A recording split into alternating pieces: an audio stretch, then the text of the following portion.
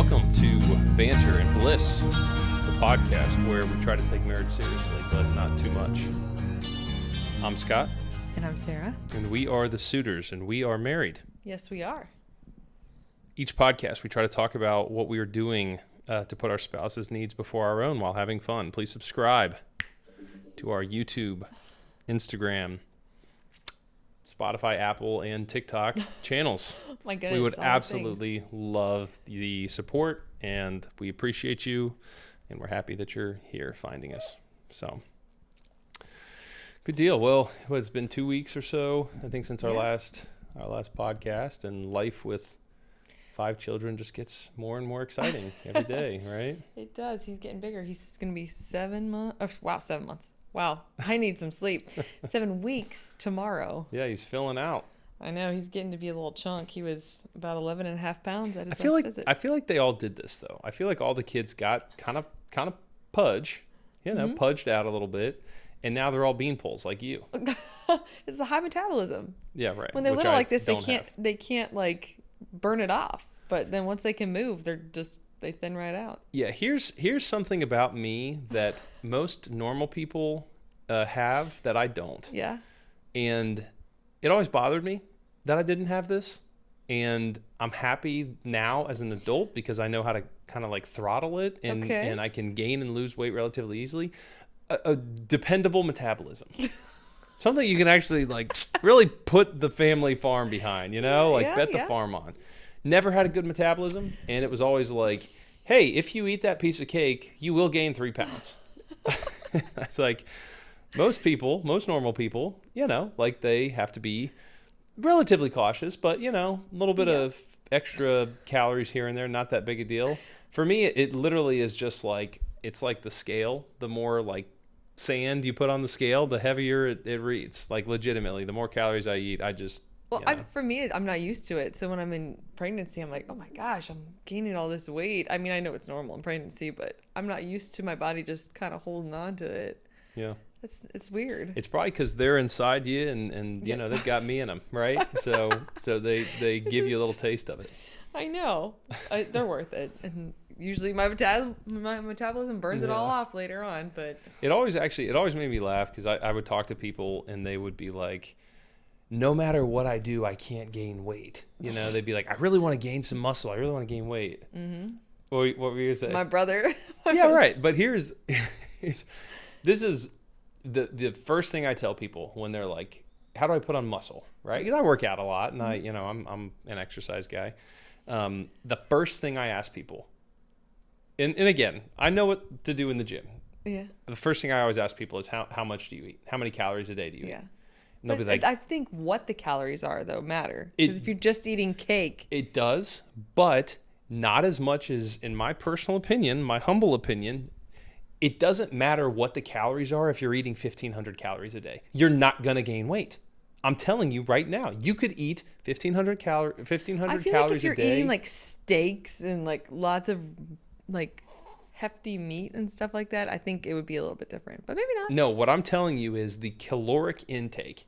I would say performance will be affected, but what I'm telling you, and again, organic, healthy, crunchy stuff aside, what I'm saying is if you only eat 1,500 calories a day and you can't gain weight, it's because you're only eating 1,500 calories a day. It's not because it's Sour Patch Kids versus a steak. I literally have no idea. Like I don't count calories, so I have no idea 1,500 is a lot or a little. I just eat. Well, the again, like the FDA, which we may or may not trust, recommends 2,000 calories a day. I am probably pretty like my maintenance level is probably somewhere around like 2,200 calories because I'm a little bit bigger, right? Yeah, I have no idea. Maybe people are like, well, no wonder your metabolism blows. I legit have no idea. I don't look at all. I don't count at all. I think what most nutritionists would recommend is that you figure out based on your body's type how much you need, right? Okay. But I think the average recommendation is like 2,000 calories a day. And if you eat in a calorie deficit, that's how you lose weight. So if you're exercising and running and walking and doing stuff throughout the day, and then you eat fewer calories than you typically would, well, that's how you're going to lean down and lose that weight. So when people tell me like, I can't gain weight, I'm working out like crazy and I'm eating real healthy. I'm like, okay, well, what are you eating? Like half a bowl of granola in the morning, a banana for lunch, and like chicken for dinner. And I'm just like, bro, you need to eat more food. Like you have to eat more calories.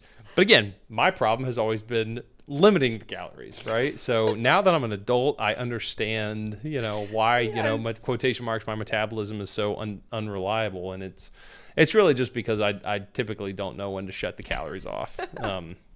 But that's not really what we were going to talk about here at the beginning. That was just on the fly. Yeah, that's right. Yes, that's what we're talking about. He's chunking because the kiddos are this is what they do all the time. I feel like they get a little chunky and then they lean out. Zion, I remember Zion. I was like, oh man, he's going to be built like me. And you just said tonight, like, no, he's so lean. He is like he has no butt. I remember somebody. His pants don't stay up. My brother was always like a lean muscle soccer player. Yeah. And one day he was standing there talking to my uncle. We were on vacation. He was talking to my uncle, and my uncle is relatively short or probably average size, but also very lean muscle. And my other cousin Steven was like, shout out to Steven, was like, that looks like the cover of Lean Muscle magazine, talking to each other. They're standing on the beach, and both these guys are just they're like lean, athletic, lean, but whatever. That's what Zion looks like right now. Yeah. Like Ford, our oldest, I feel like always was built a lot like your brother and my brother. Very lean. And Zion, your dad. And my dad. And I feel like Zion was built a little bit more like me. And then all of a sudden it just is like, this dude literally like looks like he's chiseled out of like marble sometimes. The kid is constantly eating. Yeah, I know. He's wild. He lives in the kitchen. But he's always running around and doing all kinds of crazy stuff. He must have a very high metabolism because he just is constantly eating. Either that or a really big parasite. Yeah, right. I mean, he's I'm kidding. He's something else, man. Like all of them are. But I expect Jairo will probably, lean out a decent amount and be built similar to the other ones. He's very tall. I think that's a fair segue into what we're going to talk about, paternity leave. Yeah, right? Paternity leave. Yeah, there we go. Talking about babies and just I don't know. Kids. Right. Finish the thought. No, I know the kids. I guess. Yeah, kids in general, right? So, so last week last time we did a podcast, we talked a decent amount about the birth story, right? Yes. And so we were going to talk a little bit about paternity leave this time. And paternity leave was a bit of a wild ride. Yeah. Just we did a lot, I feel like we did a lot. Well, it's your first time doing paternity leave in the winter because the last 3 have been like summer. Yeah, I remember after Selah was born, I took all the kids to the park there up the road at Galbraith, right? And we walked around and you stayed home with her. And I've got a bunch of pictures from that walk or whatever. Because we had a September baby. Well, Ford was November, but it was just me and you then. Yeah. But then we had a September baby, then an August baby, then another September baby. Yeah. So you could be outside doing stuff. Yeah, right. Can you imagine if the pool would have been open when he was born? That would... we would have gone out and swam in the pool, all day, every day. But yeah, so it was different, definitely different. And also, like within the last couple of weeks, it's been so cold and so much snow, and there's so much sickness, so you couldn't really go places. Yeah, right. Like everybody is sick everywhere. All these babies are getting hospitalized and stuff. So you were kind of stuck here. That's right. So, anyways, that led me to do a lot of social media posting and a lot of like baking, cooking and baking. Listen, I'm here for the baking. That's right. Good thing we got all the high metabolism. Seriously. You gotta burn it all out. Well, again, like all organic, dye-free. That's right. All organic. Yeah, thank you. All organic ingredients, and I, aside from the Grater's ice cream the other night, mostly organic ingredients, and we got wild. Yeah. Yeah, we were doing icing filled chocolate chip and lemon zest cookies and all kinds of they were stuff. So good. I'd be like, I could smell it. I'm like, what are we making tonight? That's right. So I got really creative, I think, with the things that I was baking. A lot of the social media posting that I was doing. I was stuck at home, and so I just was like, quotation marks. Scott can't just sit around. He's got to do something. Yeah, that's I don't know. Maybe the people out there can let me know, but like, I don't know if this is how most men are. And maybe not, but like, there are just times that there is never a time where I feel like I can take my foot off the gas pedal. Shocking. Like I've got to be actively doing something. Yes.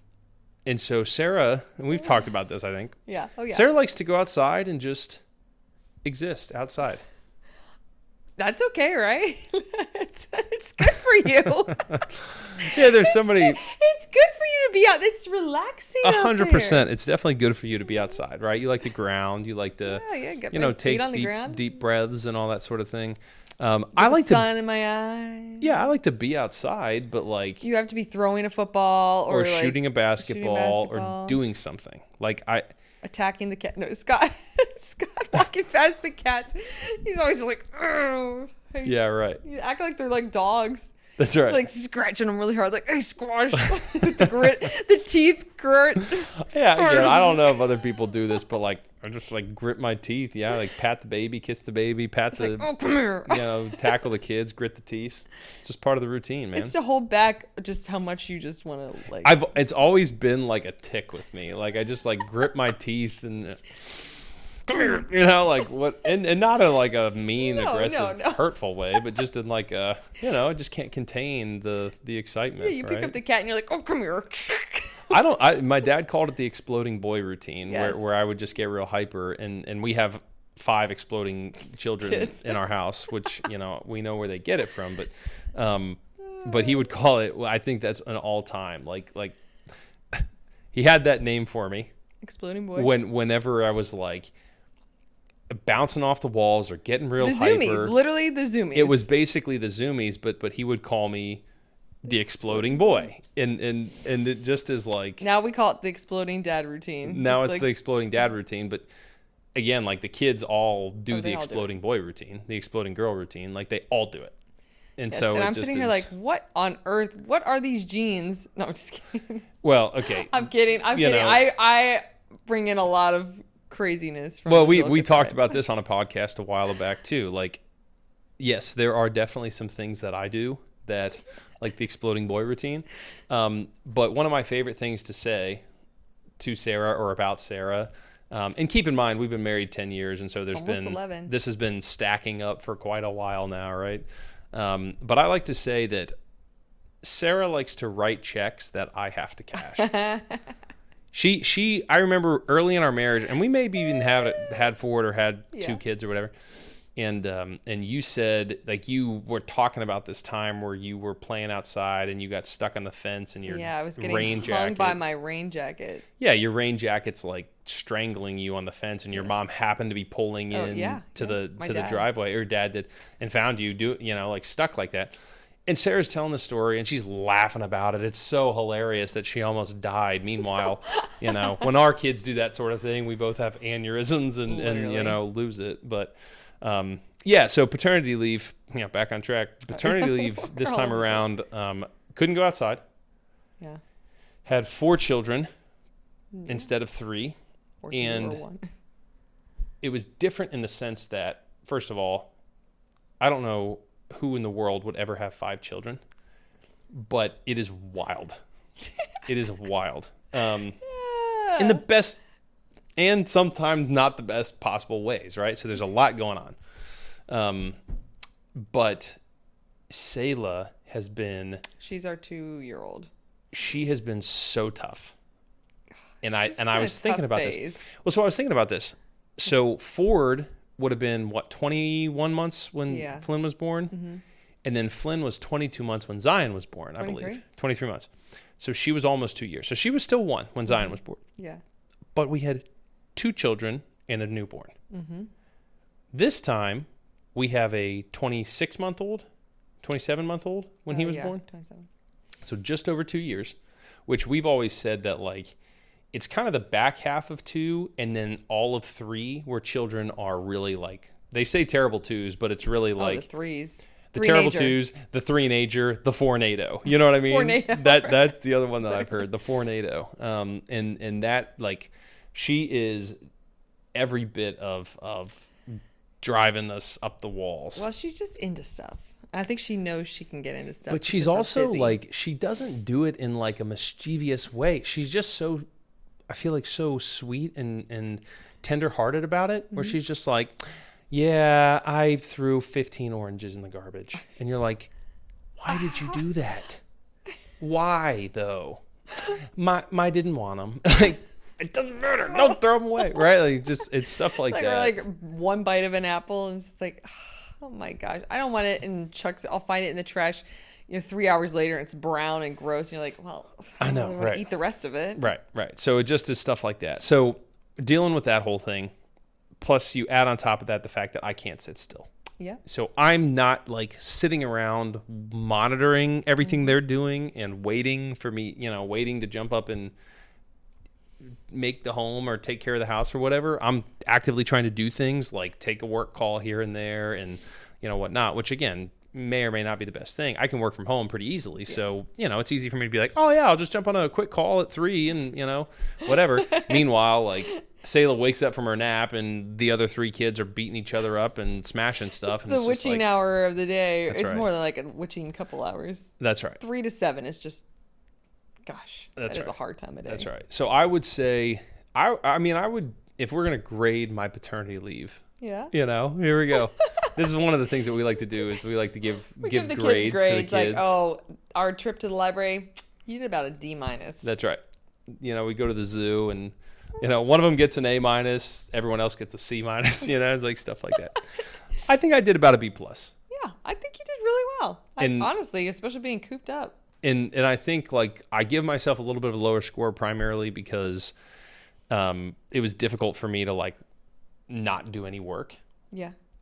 I feel like I'd like to think that I gave you as much possible recovery capability as again, wonderful. As somebody would potentially want. But like for me, it was one of those things where I was like, I felt like I was trying to keep 12 plates spinning at the same time. And one of those or multiple of those were like work and my job and that sort of thing while also on paternity leave. So, so it was a bit of a hurricane this time around. You did a great job. You really did. And I've said it over and over again. I've praised you so many times on social media and to you and to other people, but it has been my easiest recovery ever. So that's thank good. You. And it's the fastest one, the best recovery. Like I feel the best after this one. Yeah. So That's kind of a testament to how well it went, right? Yes. Like if that's how you feel this time around, like it was worth it. four other times, this was the best, and we had the most children, and I feel like I rested the most this time. That's good. And that's very, very honestly, and we've talked about this. Usually, I have like really high anxiety after postpartum, or like after having birth, after giving birth, and this time it has been the lowest. I mean, I would make you stay up with me. It'd be 2 a.m. I'm like, I can't sleep. I'm like freaking out about just the random things. Yeah. And this time I'm like, I've been slipping you stuff that you don't, Oh yeah. In the cookies, I've been putting extra oils in there. Yeah. Right. Calm you down. Putting some like, what is it? I've been sneaking some dirt into the bed at your feet, ground your feet a little bit before bedtime. That's right. No, now I'm like, I'm going to bed. You're like, it's 8:30. I'm like, yeah, I'm tired. No, it's been nice because one of the big things with Zion was like, I was trying to wake up at 5 every morning, but you wanted to stay up late because you had anxiety, and I couldn't do that. I couldn't wake up early if I stayed up late, right? So I think I was consistently up till like 1:30, 1:40 every single night. And you would wake me up some nights and be like, I'm having a lot of anxiety, and I would handle it so well. I was so calm and patient in the middle of the night when you woke me up. This time I'm like, oh, I'm ready to go to bed. It's great. It's not scary time anymore. It's just like I can go to sleep. And again, no shade at anybody who is struggling with that kind of anxiety. But it goes to show like how much just like being able to rest and recover the right way 100% seems to help. Especially if you focus early on in the recovery. Yeah. It's got a pretty good, longevity to it. So yeah, so that was our paternity leave this time around. So awesome. So our banter this week, I always love talking about our banter. Like we don't have too many people that come after us and like, you guys seem like you don't like each other. I don't think I've ever had anybody say that. I tell people all the time, by the way, that like one of my favorite things about our relationship is our ability to like give each other a hard time and more often than not take it seriously. Mm-hmm. Our banter this week is, and again, that's why we named the podcast Banter and Bliss, right? Okay, well here, real quick. We used to call my mom, or I would call my mom on FaceTime, and then Scott would end up somehow joining in the call, and then we'd be like bantering back and forth, and Mom would call it the Scott and Sarah show. Yeah, one of our favorite things to say is like, do you want to have that conversation right now? When Sarah's mom is, or somebody's who's not, inside our marriage, part of our marriage, if they're around and we start to talk about something that there's some contention over, like what are we going to do this weekend or for a birthday party or something. And one of our favorite things to say is basically like, do you want to have that conversation right now? Knowing that it could get contentious. So, so anyways, the Scott and Sarah show. Here, this is the formal version of Scott and Sarah show. We decided to start recording it and making other people laugh with us. That's right. That's right. I mean, hopefully laugh with us. We'd be on FaceTime with my mom for like 2 hours. She's just sitting there listening to us do what we're doing here. That's right. That's She'd right. add her little things in here and there too. But go ahead, sorry. So anyways, our banter this week is picking movies. So how we pick movies. There's also why don't you open the floor? I'll be like, hey Scott, let's watch a movie tonight. There's two different categories. There's like picking movies to watch at home and picking movies in the theater, right? The stakes are lower at home. Yeah, because you don't have to like pay for it unless you rent it. But yeah, which again, like it's still like you still get it for 48 hours, so you can turn it off and on and change stuff or whatever. No. We'll pull up Netflix or whatever and just scroll through forever. Scott's always wanting some sort of like intense, like it's either like a sport movie or some sort of like really intense movie. And I'm like, can we just like watch a rom-com? And sometimes you do watch them with me. No, I'd like to think that I'm a little bit more accepting of your movies than you are of That's mine. True. That's so true. Sarah will be like, I really want to watch this. Hardcore judge your movies a lot of times. I'm like, really? Well, so here's an example. I'd put on like The Godfather, and Sarah would be like, really? So it's like so irritating. The Godfather is one of the 3 best movies ever made, and Sarah's like really hardcore judging it and being like, I'm not so sure about this movie. It's like, your favorite movie, it was one of the questions for when we were dating or I guess engaged at my shower was like, what's Scott's favorite movie? And I was literally like, I have no idea. 12 Angry Men. Never heard of the movie in my life. Some random old black and white movie. One of the greatest screenplays of all time. Arguing so we watched it and I was just like, I was not that impressed with it. But again, different tastes. Yeah, here's the other side of it is I like the ones that are like the Knives Out, Death on the Nile. Right, like I like those movies. Right, no. I like those movies. Like, don't get me wrong. Or rom-coms. Like, those are definitely like quality movies. Yeah.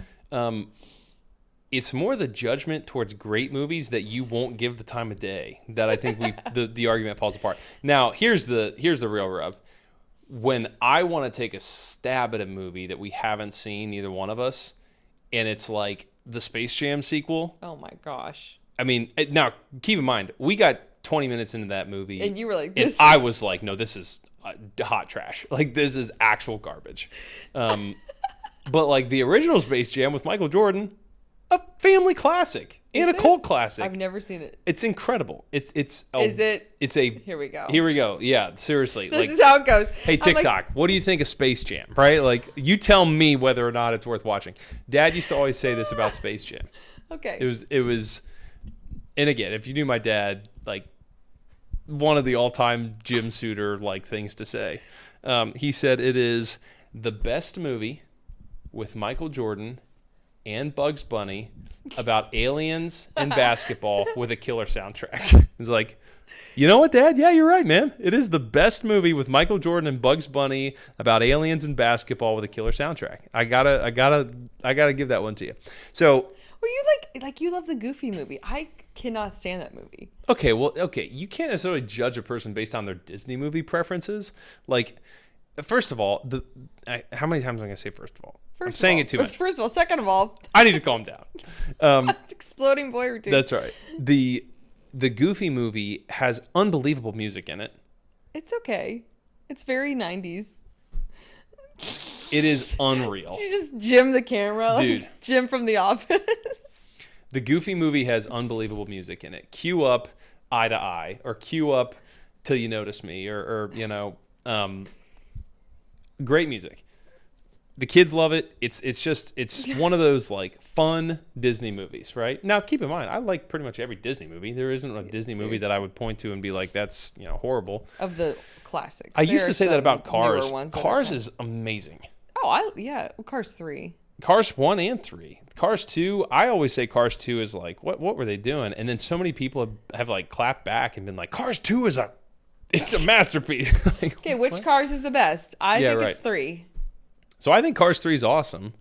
And you know what? The end where Cruz Ramirez flips over Storm and wins the race.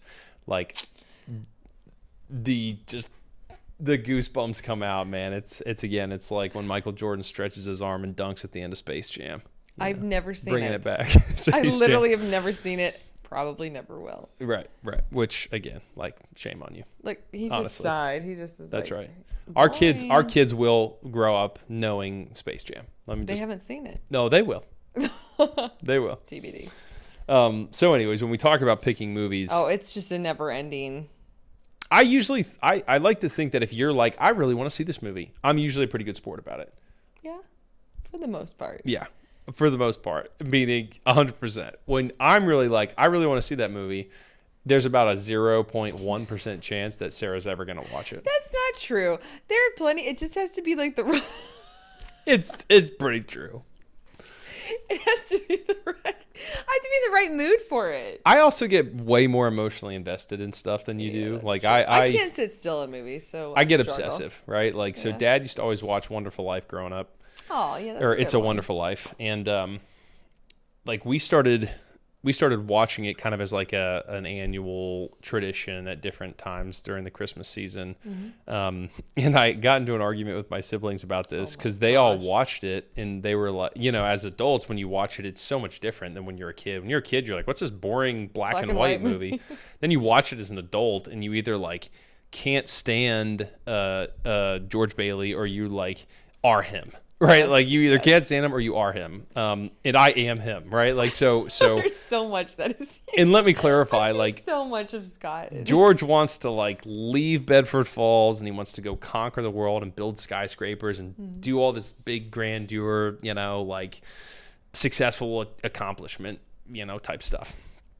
And every single time he's getting ready to go do that, he just gets pulled back in. Yeah. And he's the one who stays in the lighthouse and keeps the lights on. And you're just like, I understand why he gets mad when the railing pops off. I understand when he's comes home and he's under so much stress and his son is like, how do you spell, what does he ask him? He's like, and the daughter's playing the piano. So like, how do you spell, Dad, how do you spell, it's a Christmas word. Shoot, what is it? Anyways, he's like, I don't know. Ask your mom, right? This is like, I just get it. So I got in this argument with my siblings because they were like, George Bailey's kind of a jerk. And I was like, you don't understand George Bailey. Keep my man's name out of your mouth or whatever. So, back to the whole thing about picking movies. Those are the sorts of movies that I like. Like Dad watched all these black and white movies and most of them we were like, Dad, this is so lame. And now... 12 Angry Men and Wonderful Life and all kinds of different awesome movies that are pretty much all dialogue. Yeah. They're pretty much all dialogue. Which is probably why I struggle because I am not auditory. So I'm just like trying so hard to listen and comprehend. Yeah. I'm more of a visual. I'm more of like a dancing movie, like. Right, but action movie. Somebody would maybe say like, well, you should watch Mad Max Fury Road. Oh Sarah would never watch Mad Max Fury Road. Didn't we see that? Oh, I don't think you would have seen that. We watched some Mad Max. Oh, maybe we did. That would shock me if you'd seen that movie. We did, and I didn't like it. Well, okay. That doesn't... It would shock me if you've seen it. Barbie on it? No. One of the Mad Max. No. The girl from... No, it's Charlize Theron who plays... Okay. What is the name of the character? Furiosa. I don't even keep track of actors and actresses. Yeah. It's so bad. Right. Again, can't sit still long enough. But you didn't see Oppenheimer, right? Nope. When the Barbie thing came out, you saw that one, and then I went and saw Barbie, Oppenheimer. which was terrible. I hated that. Sorry for people. Hot take. Yeah. I'm not. I haven't seen it, so I not can't. Missing much. I can't make a call, but this is definitely a topic that could cover like 7 podcasts. We could go on and on. But anyways, our banter is always about picking movies. So basically what happens is I watch a movie on my phone and Sarah's like, what are you watching? And I'm like, oh, The Irishman. And I'm like pausing every time she like pays attention. Otherwise, like she would hear 13 F words, you know. And keep in mind, we don't swear, but, you know, I hear it quite a bit. I went to public school. Then I worked in construction. Then I worked in healthcare, which ironically enough, more people swore terribly in healthcare than did in construction. He doesn't he doesn't even realize it sometimes. Right. But I mean, you don't like it, but you don't right, out. Right. For me, I'm like, yeah, right. We do our best not to swear.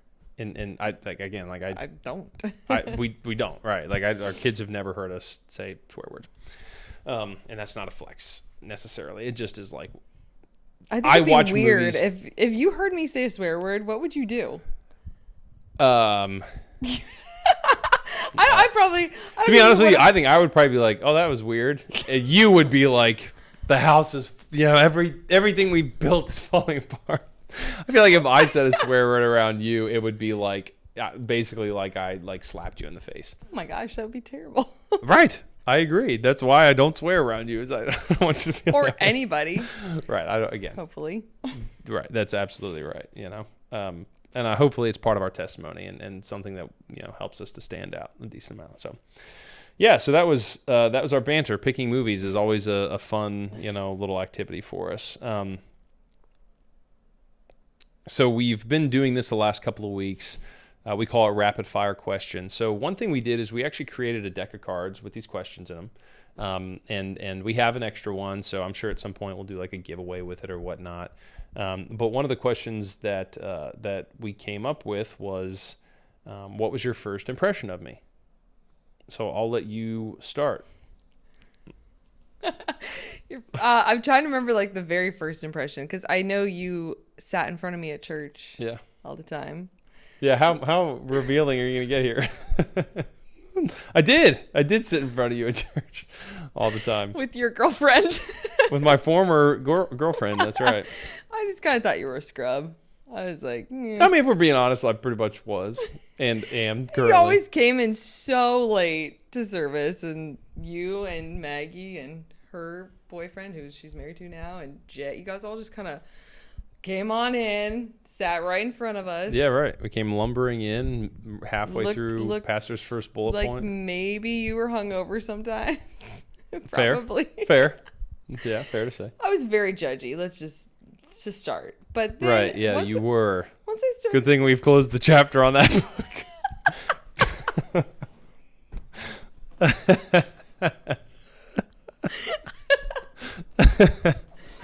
Oh man. No, as I got to know you, I thought you were very funny. You kind of had like the exploding boy routine going on. Like I remember you getting baptized. Yeah. And that was very impressionable, and I could tell there was a change in you, and you looked different. You like acted different. You just had a different vibe to you. Yeah, and I'll tell you what. Talked to you more then. Yeah. Probably for the first time. Yeah.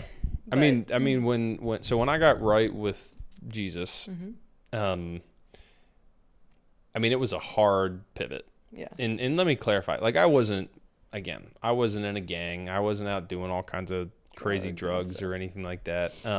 But I mean I just was like so kind of stagnant and pretty callous to church and pretty callous to the Lord and you grow up in a Christian home, sometimes you're just kind of like, man, this is just like I don't get it. Like my parents are Christians. I just don't get it. Like what are we doing here? Yeah. The Bible stories are kind of cool, but they don't really get below the surface very much. And then you experience walking away from God and how empty that is and unfulfilling and at times painful. And like I just remember being so unhappy. Yeah. You looked unhappy. And I just remember an outsider. And I just remember being like nothing is the way I want it. Literally nothing. Nothing about who I am or what I'm doing is how I want to be living.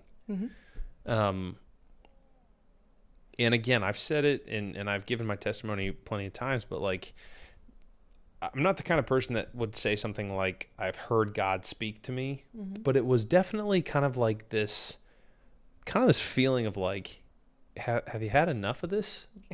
Are you ready to like stop trying so hard? And the Bible says like, my yoke is easy and my burden is light, right?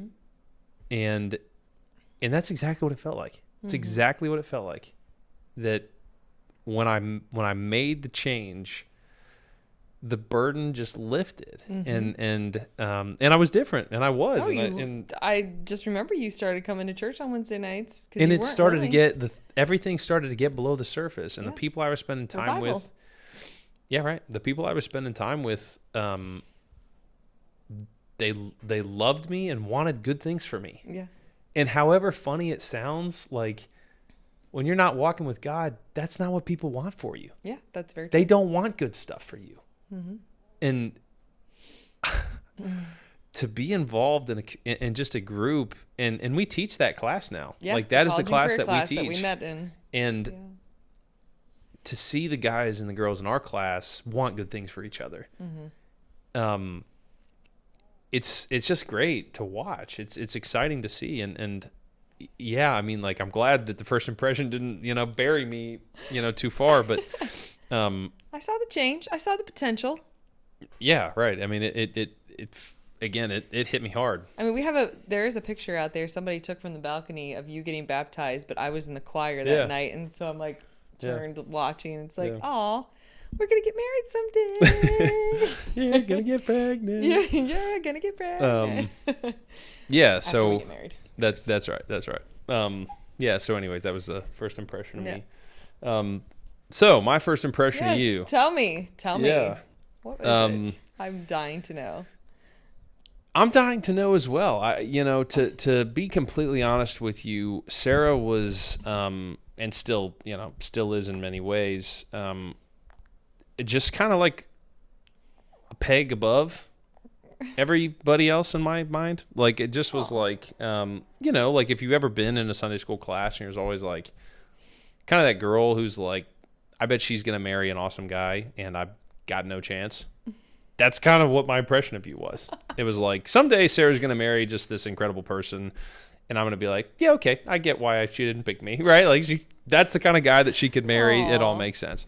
And that was relatively ironic. But I think here's the special thing about women like that is you got to be careful not to try to change everything about the person that you fall in love with and want to marry. You don't want to lose every element of them. But we talk about this a decent amount. Like, your spouse is given to you by God to improve you, to grow you, to extend you and expand you outside of your comfort zone. And here's a perfect example of this. You wouldn't want to be on a podcast if it was just you. That's true. I'm not a talker. So this is kind of the sort of thing that I love to do. And I was like, you got to do it with me because I can't go do a marriage podcast alone, right? And so this is an example of that. And an example of you stretching me outside of my comfort zone is every single other thing in our life, right? No, it's just a joke. But when we started dating, the way I dressed improved, the way I looked improved, the things I put in my body started to improve from the beginning. I mean, you basically said, like, if you drink, I'm out. That's true. So that was the point where I was kind of like, again, it took me about 0.2 seconds to be like, yep, alcohol's out. And things have just continued to, go that direction. But my first impression of you really was like, this person's a lot better than me. Aww. And is incredibly beautiful. And I'll be lucky if, and keep in mind, here's the other thing. And this, like, the spiritual battlefield for my heart, and again, like, whatever that sounds like, the battle for my heart started when I was about 12 years old. I had all this anxiety and depression and was in middle school, and then just dealt with a lot of just weird just feelings and emotions and darkness. And I had this really bad concussion from this accident when all that took place. And so there's, I'm sure there's a million things out there that people be like, oh, it was probably this, oh, it was that, whatever. All I know is that like when that happened, I changed. Mm-hmm. And then fast forward a couple years and I hit puberty and I was just a version of myself that was like not awesome. And then that lasted until I hit revival. Yeah. So for 9 years or so, like I just was like a train wreck. Aww. And when I got right with God, I became the kid that I was before the accident. Yeah. Happy boy. That's right. And I always hated that nickname. But yes, that's exactly what it was. And, my mom would be like, you hated that nickname? It just sounds cheesy, right? It sounds kind of corny. Like a Happy Meal. But, like, the way that I felt when I was, like, 12 before that accident is kind of how I started to feel again. Mm-hmm. And then I just thought I had no shot with you. And if we would have met 2-3 years earlier, I would have been like, basically, I would have been like, I can do whatever I want and people should just love me, right? And so with that first impression and the perception of who I thought I was or who I knew I was, just so desperate for Jesus Christ, I just was like, well, there's no shot. And then my sister was like, Sarah's single. And I was like, oh my gosh, that's amazing. And then I was still in my head, I was like, yeah, but it doesn't mean anything for me. Like, good for whoever, locks her down. You.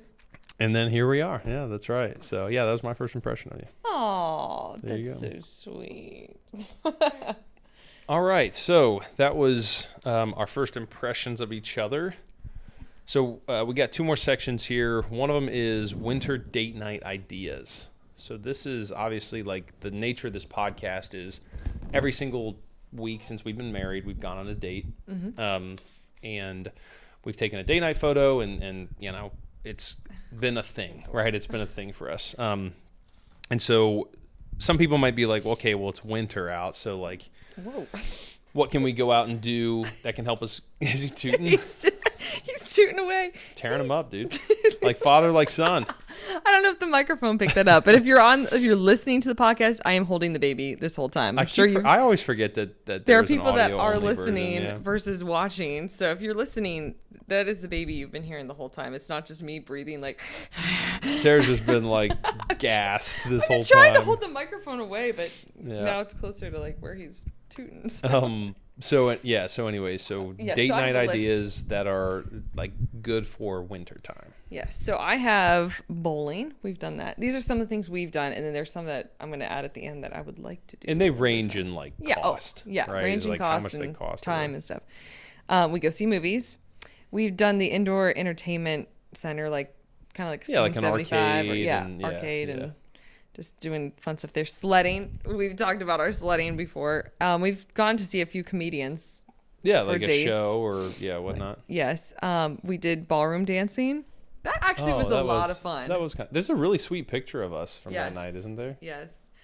Going to the library, indoor go-karting, going to the aquarium, indoor miniature golf, the zoo. I know that's indoor and outdoor, but they have a lot of indoor exhibits, especially where we live. Yeah. We've gone to get pedicures. Even Scott, which is relaxing. He was like, wow, I actually That's right. like this. Get a little like a little foot rub and you don't get your toes painted though. That's right. He doesn't get them painted. That's right. And then we've done like couples massages. We've stayed for like a longer, more expensive, more special date. We've stayed in hotels just downtown or around. Doing a game night. There's actually a restaurant downtown where you can pick a game to play while you're eating. They just have a whole wall of games.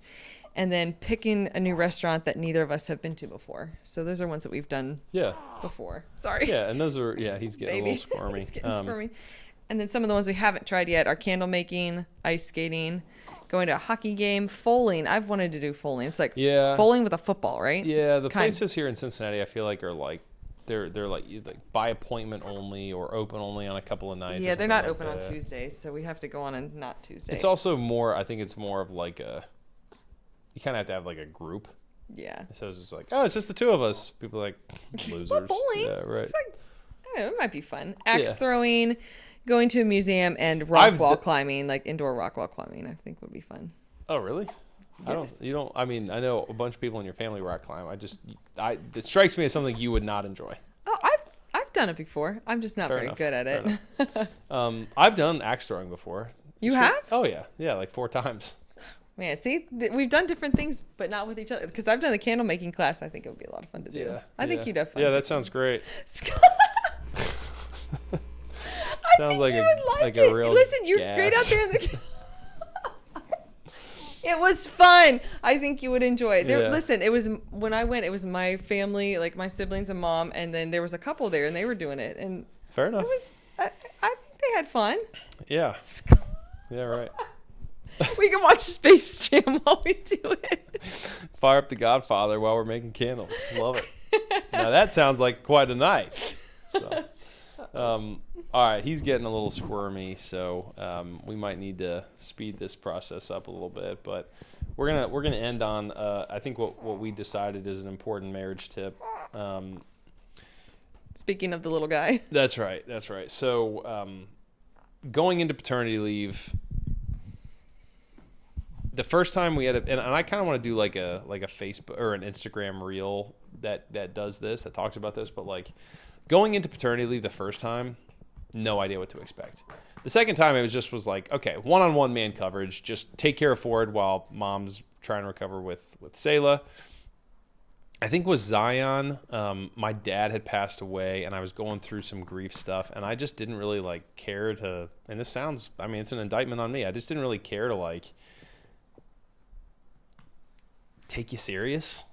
Take your emotional kind of recovery, physical recovery, like, you know, like, whatever. Women have babies all the time and they recover just fine, right? And so I think that was probably the one where you felt like the least security, maybe, and not necessarily like, you know, security might be the wrong word, but probably just like support.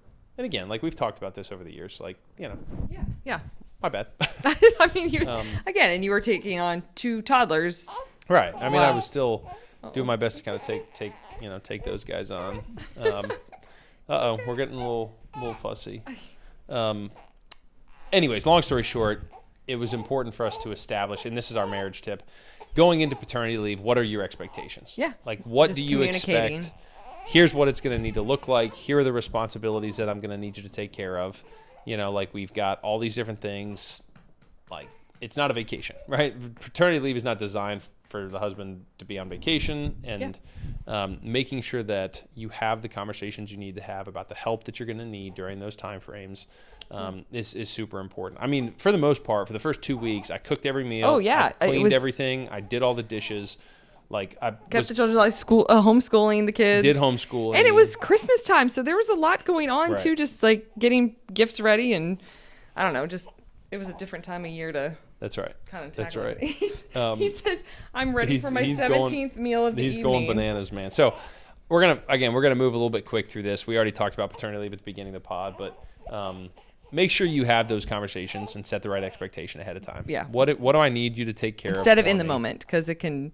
I don't know, in the moment, it's like, again, it's like the battle of the bulge, man. Like when you're in the thick of it and you've got other kids you're trying to take care of, and you know, a wife you're trying to take care of, or a husband who's drowning, you know, like just you probably want to establish that ahead of time, so it's not like let's figure this out while we're in the middle of battle. So yeah, so paternity leave expectations.